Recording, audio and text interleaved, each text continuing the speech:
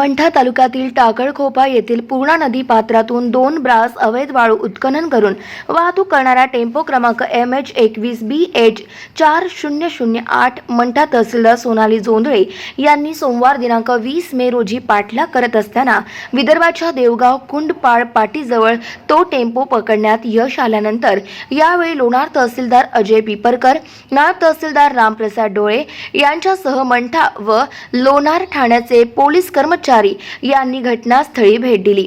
ही कारवाई विदर्भाच्या हद्दीत केल्यानंतर हद्दीचा वाद काही अवैचारिक प्रवृत्तीने केला। अखेर जालना जिल्हाधिकारी आणि बुलढाणा जिल्हाधिकाऱ्यांनी यामध्ये बोलणी करून तो टेम्पो मंठा महसूल प्रशासनाच्या ताब्यात देऊन पुढील कारवाई केली।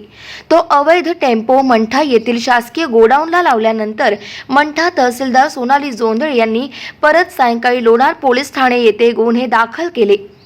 तळणी परिसरात वाळू चोरांची मुजोरी वाढली असून त्यांच्यावर आणखी कडक कारवाई करण्याची गरज आहे।